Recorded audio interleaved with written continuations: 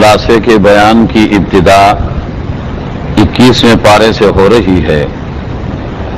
اللہ تعالیٰ ارشاد فرماتے ہیں اتل ما اوحی الیک من الکتاب واقم الصلاۃ،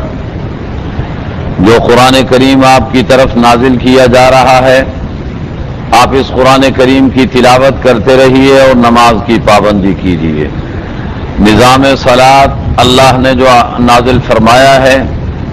اس کا مقصد معاشرے کو بے حیائی اور ناشائستہ حرکات سے پاک کرنا ہے۔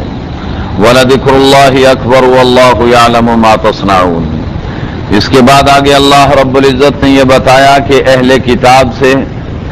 اگر بحث و مباحثے کا موقع آئے تو اخلاق کے دامن کو ہاتھ سے نہیں چھوڑنا چاہیے اور بہتر انداز میں ان سے گفتگو کرنی چاہیے۔ پھر اللہ رب العزت نے یہ بتایا کہ قرآن کریم اللہ نے ایک نبی امی پر کیوں نازل فرمایا ہے۔ اللہ فرماتے ہیں وما كنت تتلو من قبله من کتاب، اے میرے نبی آپ اس سے پہلے لکھنا پڑھنا نہیں جانتے تھے۔ ولا تخطه بيمينك، اپنے ہاتھ سے کچھ لکھ بھی نہیں سکتے تھے۔ اذا لارتاب المبطلون، اگر آپ لکھنا پڑھنا جانتے تو باطل پرست شکوک و شبہات پیدا کرنے لگ جاتے اور یہ کہتے کہ اس شخص نے مدارس کے اندر پڑھ لیا، کتابوں میں پڑھ کر کے یہ قرآن تیار کر لیا، لیکن چونکہ آپ نے کہیں نہیں پڑھا پھر بھی ایسا عظیم الشان اور معجز کلام انسانوں کو آپ سنا رہے ہیں تو یہ اس بات کی دلیل ہے کہ آپ برحق نبی اور آپ سچی کتاب کو لانے والے ہیں۔ اس کے بعد اللہ رب العزت نے فرمایا ہے کہ یہ جو نشانیوں کا مطالبہ کر رہے ہیں ان کا کہنا یہ ہے کہ آسمان سے کوئی نشانی کیوں نہیں اتر آتی۔ اللہ فرماتے ہیں اولم یکفہم انا انزلنا علیک الکتاب یتلی علیہم،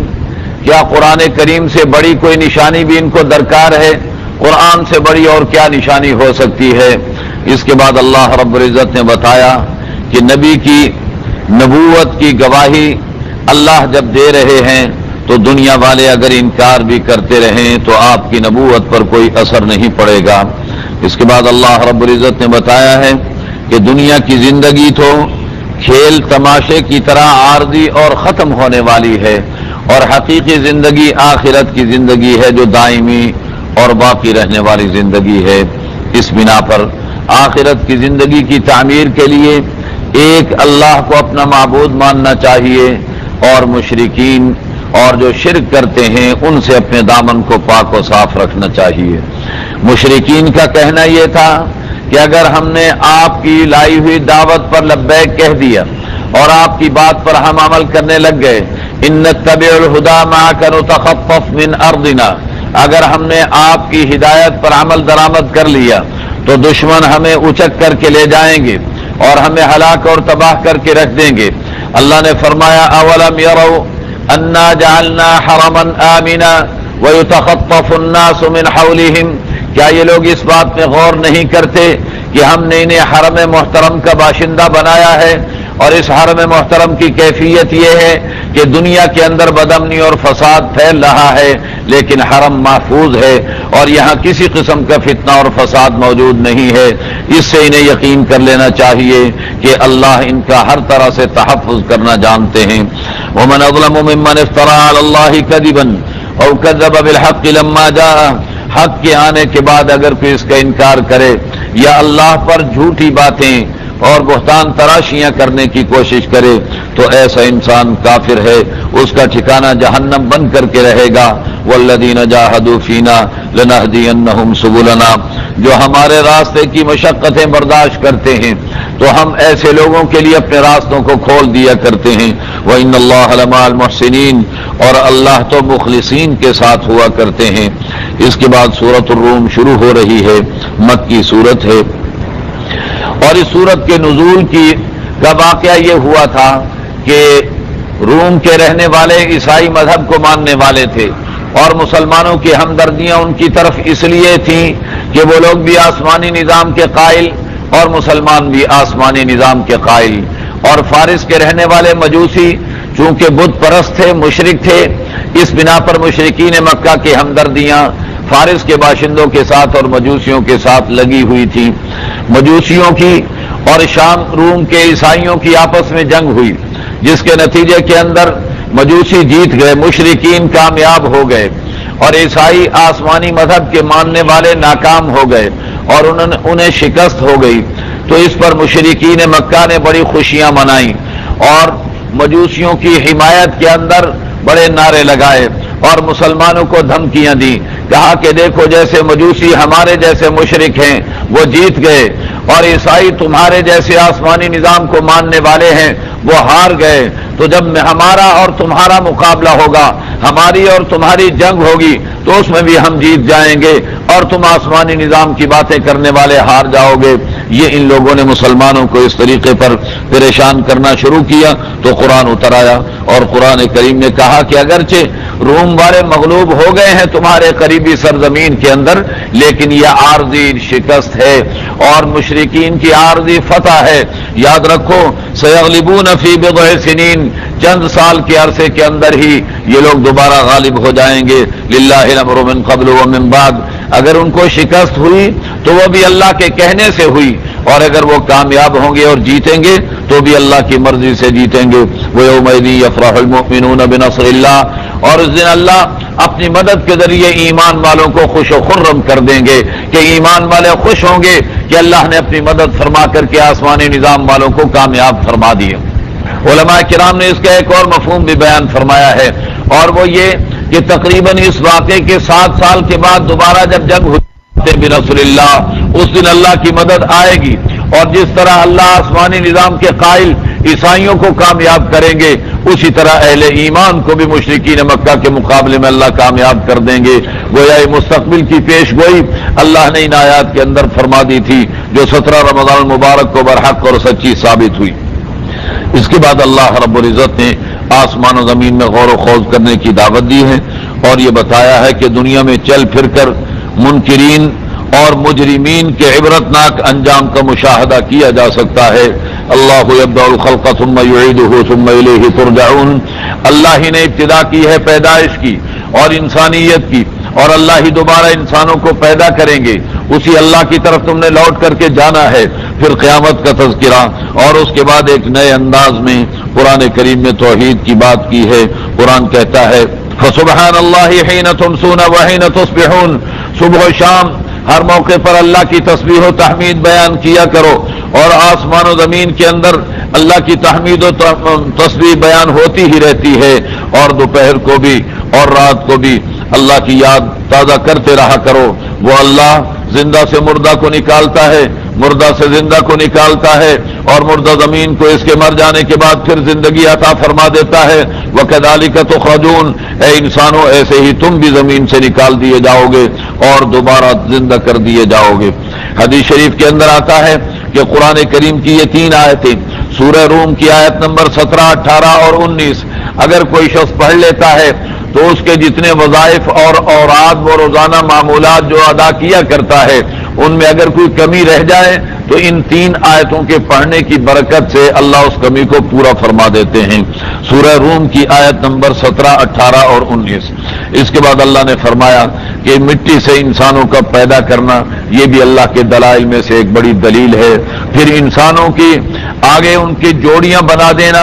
اور مرد و عورت کی شکل میں ان کے گھروں کو آباد کر دینا اور ان کے درمیان محبتیں اور رحمتیں پیدا کر دینا یہ بھی اللہ کی بڑائی کی دلیل ہے۔ اور پھر فرمایا کہ دنیا کے اندر لوگوں کی رنگت اور لوگوں کی زبانوں کا مختلف ہونا یہ بھی اللہ کی بڑی قدرت کی دلیل ہے۔ اور پھر رات اور دن کے اندر دن میں تمہارا کاروبار کرنا اور اپنی روزی کمانا اور رات میں تمہارا سو کر کے اپنی تھکن کو دور کر لینا یہ بھی اللہ کی بڑی نشانی اور بڑی دلیل ہے۔ بجلیاں جو آسمان پر کونتی ہیں اور چمکتی ہیں اور روشنی پھیلاتی ہیں، تم انہیں دیکھ کر کبھی تو ڈر جاتے ہو اور کبھی بارش کی امیدیں لگا لیتے ہو۔ وَيُنَزِّلُ مِنَ السَّمَاءِ مَاءً فَيُحْيِي بِهِ الْأَرْضَ بَعْدَ مَوْتِهَا، اللہ آسمان سے پانی برسا کر زمین کو مرنے کے بعد پھر زندہ کر دیتے ہیں۔ اس میں بھی عقل والوں کے لیے دلائل موجود ہیں۔ اور پھر اللہ ہی کے حکم سے آسمان و زمین فضا کے اندر معلق ہیں اور ٹھہرے ہوئے ہیں۔ ثم اذا دعاكم دعوة من الارض اذا انتم تخرجون، اسی طرح اللہ جب تمہیں زمین میں دفنائے جانے کے بعد کن فیکون کہہ کر کے پکاریں گے تو تم بھی زمین سے نکل کر زندہ ہو کر کے آ جاؤ گے. وَلَهُ مَن فِي السَّمَاوَاتِ وَالْأَرْضِ كُلٌّ لَهُ قَانِتُونَ. ہر چیز اللہ کی فرما بردار ہے. اس کے بعد اللہ رب العزت نے مشرکین کی مذمت فرمائی ہے، لیکن مشرکین کی مذمت فرماتے ہوئے جو انداز گفتگو اپنایا گیا ہے، جو طریقہ اختیار کیا گیا ہے، اس طریقے کے اندر ایسے رہنما اصول وضع کر دیے گئے ہیں کہ جن کے ذریعے معاشرے کے اندر پھیلنے والی فرقہ واریت کی نشاندہی کی جا سکتی ہے اور اس فرقہ واریت کا سد باب بھی کیا جا سکتا ہے. قرآن کریم یہ کہتا ہے بل اتبع الذین ظلموا اہواءهم بغیر علم فمن یہدی من اضل اللہ وما لهم من ناصرین. یاد رکھیے کہ ظالم لوگ اپنی خواہشات کو اپنا دین و مذہب بنا کر کے زندگی گزارنے لگ جاتے ہیں، اس کے لیے ان کے پاس کوئی دلیل نہیں ہوا کرتی. دلیل سے مراد وحی الہی کی حمایت ہے. جس مذہب یا جس نظریے کو وحی الہی کی حمایت حاصل نہ ہو وہ فرقہ واریت کہلاتا ہے. قرآن کہتا ہے من الذین فرقوا دینہم وکانوا شیعا. جن لوگوں نے اپنے دین میں تفریقہ پیدا کر دیا اور دھڑے اور گروہوں کے اندر وہ تبدیل ہو گئے اور بٹ گئے، ایسے لوگوں کے ساتھ تمہارا کوئی تعلق نہیں ہے. اور اس کا حل اور اس کا علاج قرآن نے بتایا فاقم وجہک للدین حنیفا فطرت اللہ التی فطر الناس علیہا.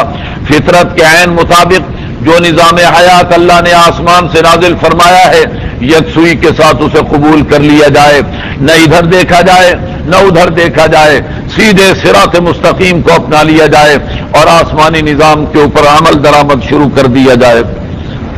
منیبین الیہ واتقوا، اللہ کی طرف متوجہ ہو جائیں، اللہ کا تقوی اپنے اندر پیدا کریں، اقامت صلاۃ کے عمل کو سر انجام دیتے رہیں اور مشرکوں سے اپنا دامن بچا کر کے رکھیں. تو ایسے لوگ اور ایسا معاشرہ فرقہ واریت کی لعنت سے پاک ہو سکتا ہے.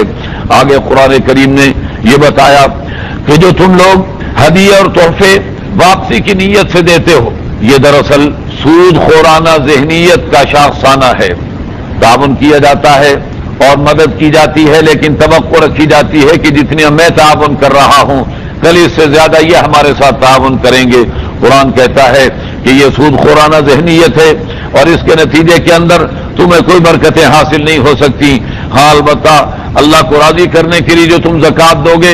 اور صدقہ کرو گے تو اللہ اس کے اندر برکت پیدا فرما دیں گے اور اس میں اضافہ نصیب فرما دیں گے. پھر اللہ نے بتایا کہ خشکی اور تری کے اندر فساد پھیلا ہوا ہے اور یہ در حقیقت انسانی اعمال کا سارا شاخسانہ ہے. انسانی اعمال کے مطابق دنیا کے حالات آتے ہیں، ان خیرن فخیرا و ان شرن فشرا. اچھے اعمال ہوں تو حالات بھی اچھے ہوتے ہیں اور اعمال بگڑ جائیں تو حالات بھی بگڑ جایا کرتے ہیں. پھر اللہ رب العزت نے بتایا کہ آسمان و زمین میں اللہ کی کتنی نشانیاں اور کتنے دلائل موجود ہیں اور اللہ کا وعدہ ہے کہ وہ اپنے بندوں کی مدد کر کے رہیں گے اور اپنے بندوں کی نصرت فرمائیں گے. پھر اس کے بعد اللہ رب العزت نے بتایا کہ اللہ کی طاقت و قدرت کو دیکھیے. اللہ الذی خلقکم من ضعف،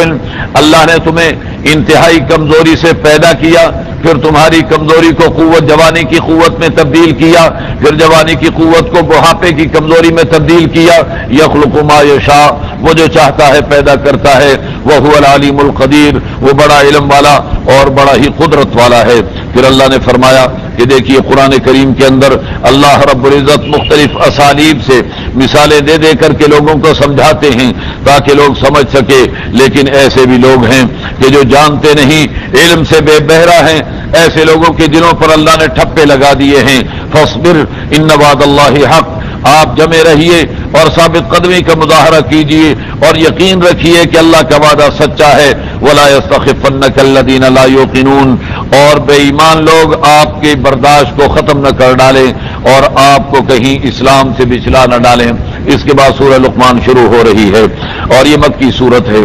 اور اس سورت کے اندر بھی اللہ نے ابتدا کے اندر قرآن کریم کی حکمت کا تذکرہ کیا اور یہ بتایا کہ ہدایت اور رحمت کی یہ کتاب ہے اور جو لوگ اس قرآن سے استفادہ کرنے والے ہیں ان میں اخلاص ہونا چاہیے اور نماز کے قائم کرنے والے ہوں، زکوٰۃ کے ادا کرنے والے ہوں، آخرت پر یقین رکھنے والے ہوں، اولئک علی ھدی من ربہم واولئک ھم المفلحون، ایسے ہی لوگ رب کی طرف سے ہدایت یافتہ ہیں اور ایسے ہی لوگ کامیاب ہونے والے ہیں۔ پھر اللہ نے یہ بتایا کہ ایسے بھی لوگ ہیں جو اللہ کے قرآن کا راستہ روکنے کے لیے اور اللہ کے قرآن کا راستہ روکنے کے لیے مال و دولت خرچ کرتے ہیں، پیسہ لگاتے ہیں، وَيَتَّخِذَهَا ہُزُوًا، اور قرآن کا مذاق اڑاتے ہیں، اولئک لہم عذاب مہین، ایسے لوگوں کے لیے ذلت آمیز سزا اللہ نے تیار فرما رکھی ہے۔ پھر آسمان و زمین کی نشانیوں کے اندر اللہ نے غور و خوض کی دعوت دی اور اس کے بعد اپنے ایک برگزیدہ بندے حضرت لقمان کا تذکرہ فرمایا اور یہ بتایا کہ اللہ رب العزت نے انہیں حکمت عطا فرما رکھی تھی،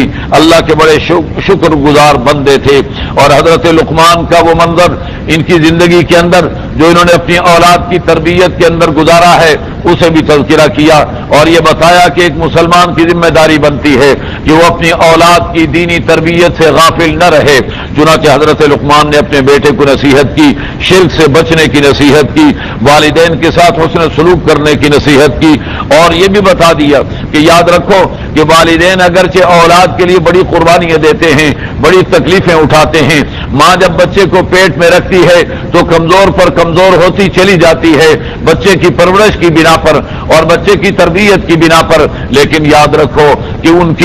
کی یہ ساری کی ساری قربانیاں ماں باپ کی اولاد کی خاطر ان کا تقاضا ہے کہ ان کے ساتھ حسن سلوک کیا جائے، لیکن اللہ کی نافرمانی کے مقابلے میں ماں باپ کے ساتھ سلوک نہیں کیا جائے گا، بلکہ اللہ کے اور قرآن و حدیث کی مخالفت کے اندر ماں باپ کی بات کو تسلیم نہیں کیا جائے گا، باقی عمومی باتوں کے اندر ان کے ساتھ تعاون ضرور کیا جاتا رہے۔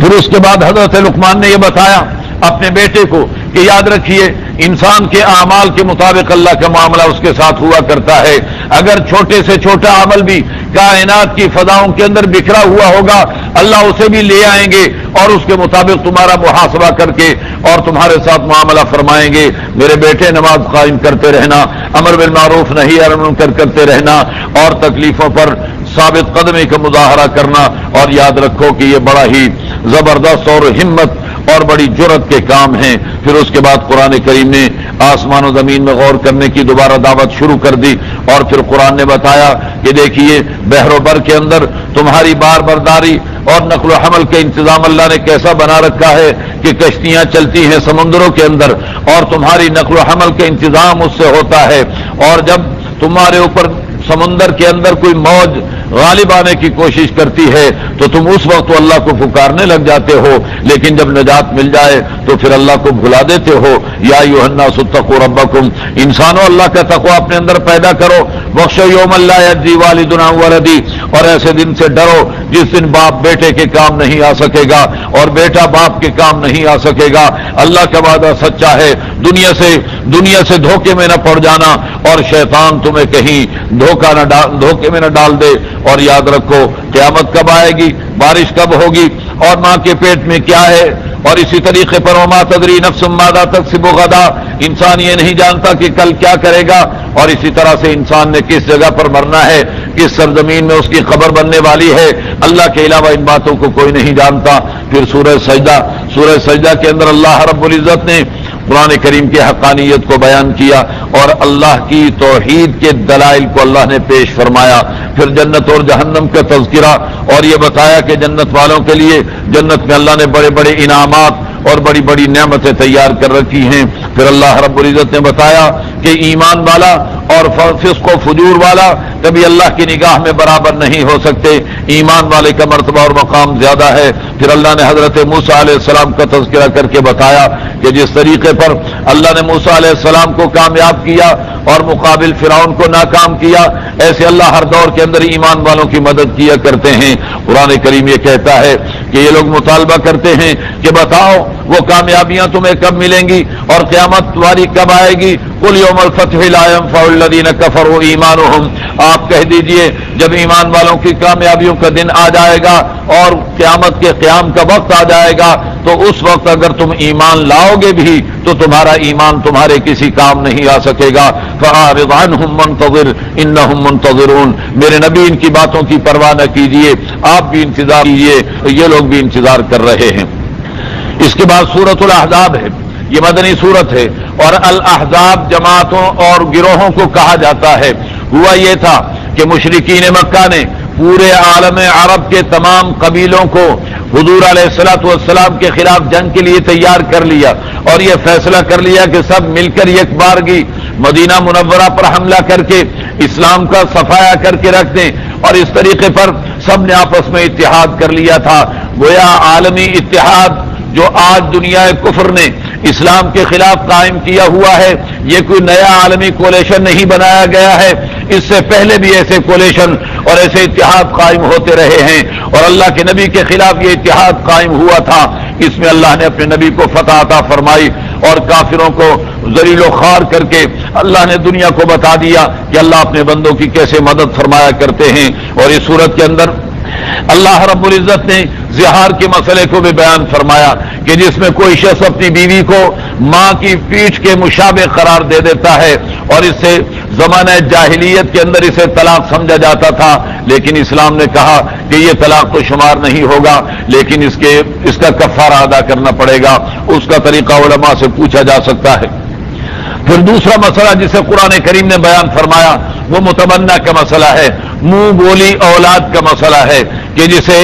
اپنے طور پر گود لے لیا کسی بچے کو، تو قرآن بتا رہا ہے کہ کسی بچے کو گود لینے سے وہ تمہارا بیٹا یا بیٹی قرار نہیں پا سکتے، لہذا وہ اپنے ماں باپ کی اولاد ہی شمار ہوں گے اور قرار دیے جائیں گے۔ واقعہ یہ ہوا تھا کہ اللہ کے نبی علیہ الصلوۃ والسلام نے حضرت زید کو گود لیا ہوا تھا، اپنا بیٹا قرار دیا ہوا تھا۔ جب حضرت زید کا نکاح ہوا اور انہوں نے اپنی بیوی کو طلاق دی، تو اللہ نے آسمانوں پر حضرت زید کی بیوی کا نکاح حضور علیہ السلام سے کر دیا، اور دنیا نے شور مچایا، اور مشرکین نے بھی اور یہودیوں نے بھی اور منافقین نے بھی اعتراضات کیے کہ کیسا نبی ہے جس نے اپنے بیٹے کی بیوی کے ساتھ نکاح کر لیا ہے۔ قرآن نے کہا کہ یاد رکھو یہ بیٹا کیسے ہو سکتا ہے، ما کان محمد ابا احد من رجالکم، محمد کا تو کوئی لڑکا ہے ہی نہیں، کسی مرد کے وہ باپ ہے ہی نہیں، تو یہ ان کا بیٹا کیسے شمار ہو سکتا ہے؟ صرف کہنے سے بیٹا قرار نہیں پاتا، وہ اسی طریقے پر تمہارے گھر والوں کے لیے نامحرم شمار ہوگا۔ بہر صورت اس واقعے کا تذکرہ قرآن کریم نے اس صورت کے اندر فرمایا ہے۔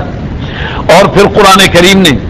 آیت تخیر بھی اسی صورت کے اندر نقل فرمائی ہے۔ ہوا یہ تھا کہ ازواج مطہرات نے حضور اکرم صلی اللہ علیہ وسلم سے اپنے گھر کے اخراجات میں اضافے کا مطالبہ کیا تھا، تو قرآن کریم نے ان سے کہا کہ یا تو اخراجات کے اضافے کے مطالبے سے دستبردار ہو جائیں اور اللہ کے نبی کے ساتھ اسی طریقے پر رہنے کے لیے تیار ہوں، اور اگر اضافہ چاہیے تو اللہ کے نبی سے علیحدگی اختیار کر لیں۔ گویا ان خواتین کو،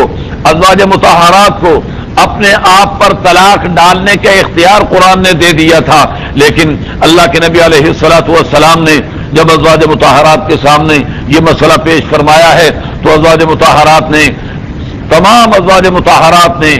حضور علیہ الصلوۃ والسلام کو اختیار کیا اور یہ کہہ دیا کہ ہم مالی مفادات سے دستبردار ہو رہی ہیں، لیکن اللہ کے نبی کے گھرانے اور آپ کے حرم محترم کو کسی قیمت پر چھوڑنے کے لیے تیار نہیں ہیں۔ تو اس بات کو اللہ رب العزت نے یہاں پر ذکر فرما کر کے بتایا ہے کہ اللہ کے نبی کے گھرانے والی خواتین ازواج مطہرات، ان کے لیے اللہ نے دوہرا اجر و ثواب رکھا ہوا ہے، اور بہت ہی عزت والا رزق اللہ نے ان کے لیے تیار کیا ہوا ہے۔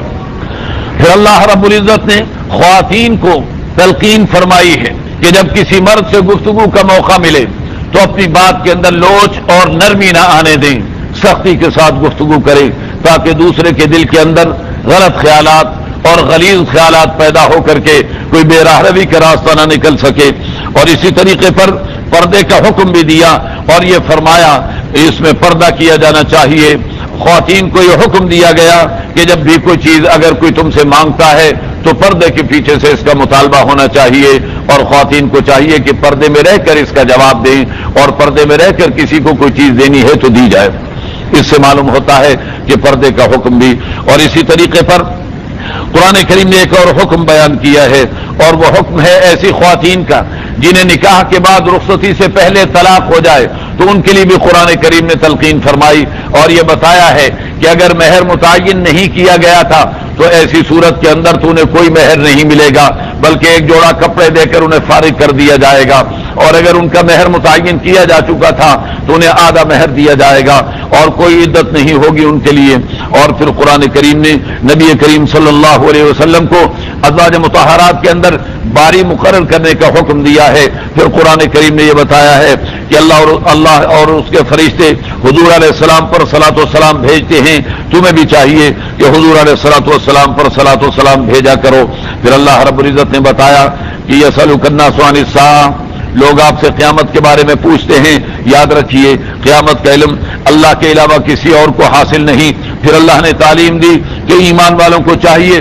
کہ تقوی اختیار کریں اور پختہ اور سچی بات کہا کریں، اللہ تعالیٰ ان کے اعمال کو درست کر دیں گے اور انہیں مغفرت سے سرفراز فرما دیں گے، اور اللہ اور اس کے رسول کی اطاعت کرنے والوں کے لیے اللہ نے بڑی کامیابیاں رکھی ہوئی ہیں۔ پھر اللہ رب العزت نے یہ بتایا کہ امانت جو اسلام کی شکل میں اللہ نے آسمان و زمین پر پیش کی، آسمان و زمین اور پہاڑ اس کو اٹھانے سے قاصر رہ گئے اور انسان نے اسے تسلیم کر لیا۔ اللہ فرماتے ہیں کہ انسان نے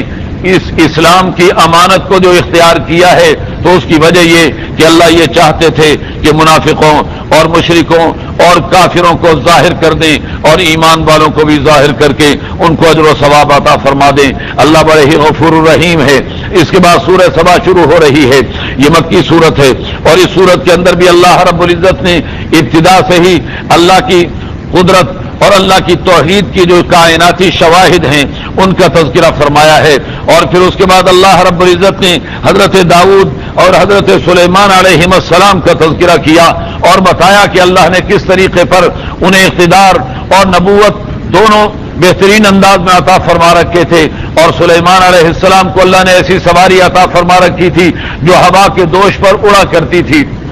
روایات سے پتہ چلتا ہے کہ حضرت سلیمان علیہ السلام کا تخت جس پر وہ بیٹھا کرتے تھے اتنا بڑا تھا کہ 500 کرسیاں اس پر لگائی جاتی تھیں اور 500 افراد اس پر بیٹھا کرتے تھے، اور قرآن یہ کہتا ہے کہ ہوا حضرت سلیمان علیہ السلام کے لیے ایسے مسخر تھی کہ وہ ان کے تخت کو اڑا کر کے لے جایا کرتی تھی۔ غدوہا شہر ورواہا شہر، گویا 500 سیٹوں پر مشتمل اس دور کا جہاز جس پر حضرت سلیمان سفر کیا کرتے تھے، صبح کے وقت کے اندر 1 مہینے کی مسافت طے کر لی جاتی تھی اور شام کے وقت کے اندر بھی 1 مہینے کی مسافت طے کر لی جاتی تھی، اور اس طریقے پر سلیمان علیہ السلام اپنے پورے ملک کی دیکھ بھال بھی کر لیا کرتے تھے۔ اور پھر سلیمان علیہ السلام کو اللہ رب العزت نے تانبے کا ایک بہتا ہوا چشمہ عطا فرمایا تھا کہ اس سے برتن بنانے کے اندر آسانیاں تھیں، وہ گرم بھی نہیں تھا اور نرم تھا اور بہہ رہا تھا، جیسے چاہتے جس قالب میں چاہتے جیسے برتن ڈھالنا چاہتے بنا لیا کرتے تھے، بڑی آسانی اللہ نے یہ فرما رکھی تھی۔ اور پھر اللہ فرماتے ہیں کہ جنات کو بھی حضرت سلیمان علیہ السلام کے لیے اللہ نے مسخر کیا ہوا تھا۔ جنات سے حضرت سلیمان کوئی کام لے رہے تھے، جنات کام کر رہے تھے، غالباً بیت المقدس کی تعمیر ہو رہی تھی کہ حضرت سلیمان علیہ السلام کی موت کا وقت آ گیا۔ اب اگر سلیمان علیہ السلام کا انتقال ہو جاتا تو جنات کام کاج چھوڑ کر کے بیٹھ جاتے اور کام کرنا چھوڑ دیتے، اور اگر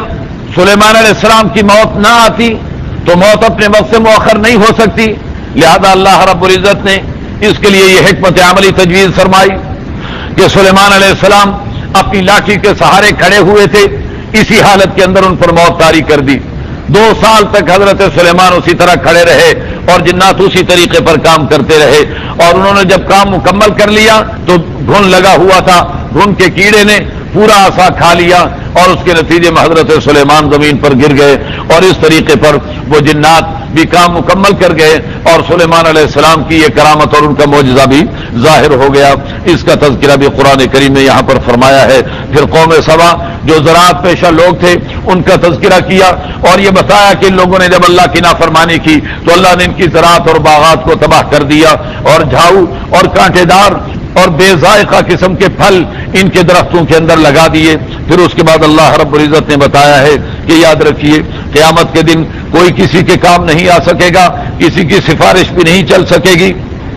اور قیامت کے دن صورتحال یہ ہوگی کہ جب بے ایمان اور مجرمین اللہ کے سامنے کھڑے ہوں گے تو آپس میں لڑنے اور جھگڑنے لگ جائیں گے. وہ کہے گا کہ تو نے مجھے گمراہ کیا تھا, وہ کہے گا کہ تو نے مجھے گمراہ کیا تھا, اور کمزور لوگ کہیں گے کہ اللہ ہمارے لیڈروں نے ہمیں گمراہ کر دیا تھا, ہم آئندہ تو ان کی بات نہیں مانیں گے, لیکن انہیں اللہ تو دوہرا عذاب دے دے. اللہ فرمائیں گے ہر ایک کو اس کے جرم پر عذاب ملے گا, کسی کے کہنے پر کسی کے لیے کوئی بڑے عذاب کی بات نہیں ہوگی.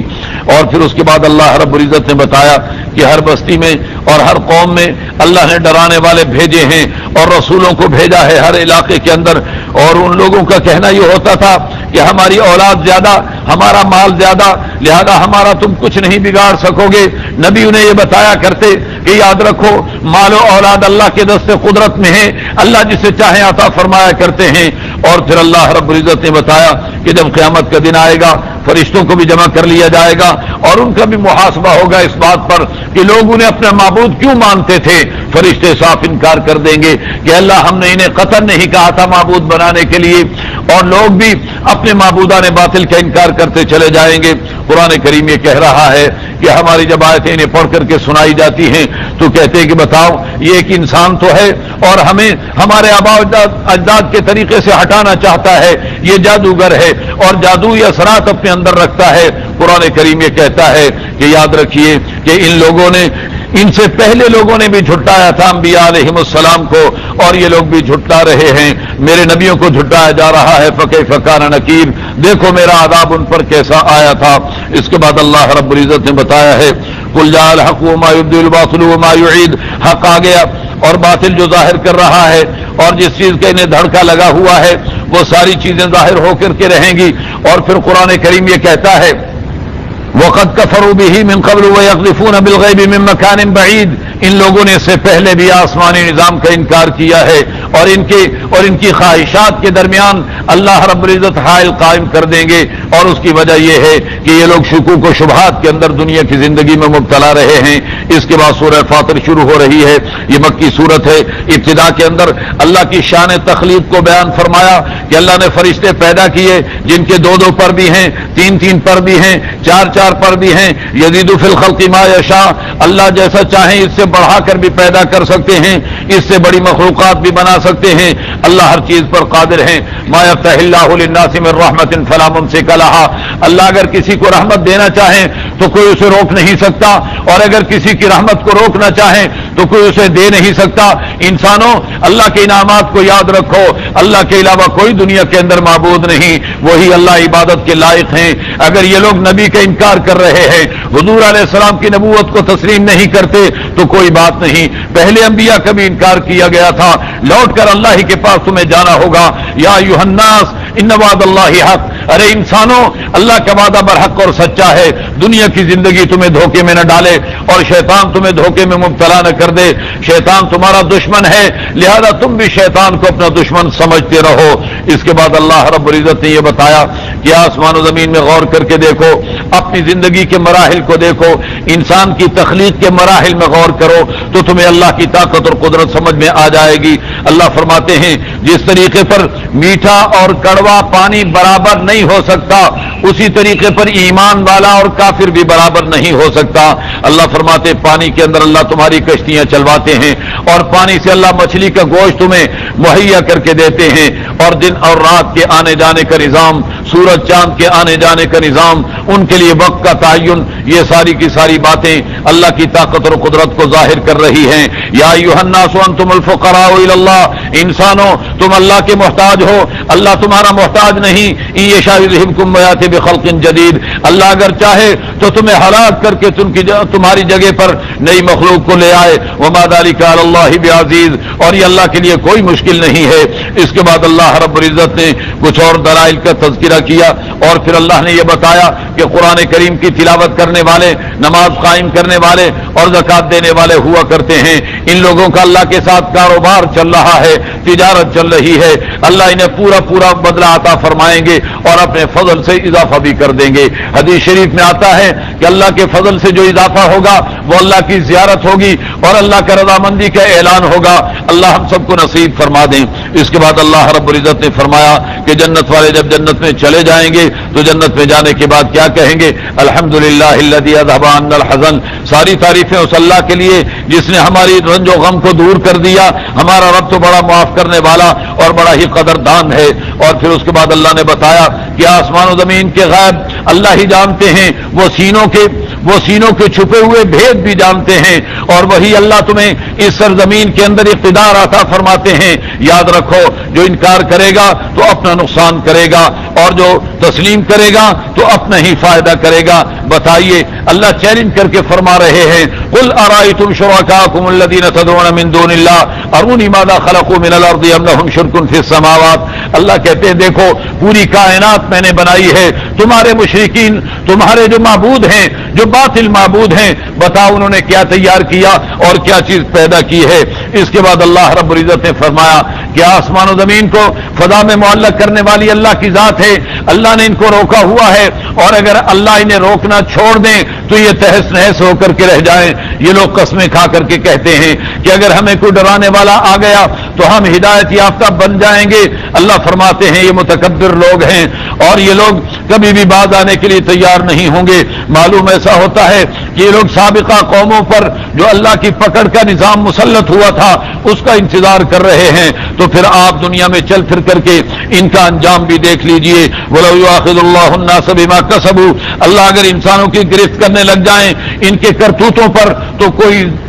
زندہ جانور اس سرزمین پر چلتا پھرتا نظر نہ آئے۔ وَلَٰكِن يُؤَخِّرُهُمْ إِلَىٰ أَجَلٍ مُّسَمًّى، لیکن اللہ تعالیٰ ایک وقت متعینہ کے لیے ان کو مؤخر کر رہے ہیں۔ فَإِذَا جَاءَ أَجَلُهُمْ، جب وہ متعین وقت آ جائے گا تو پھر انہیں کوئی نجات دلانے والا نہیں ہوگا۔ اللہ تعالیٰ اپنے بندوں کو بڑی اچھی طرح سے دیکھ رہا ہے اور ان کا مشاہدہ کر رہا ہے۔ اللہ ہم سب کو صحیح عمل کرنے کی توفیق برحمت فرمائے۔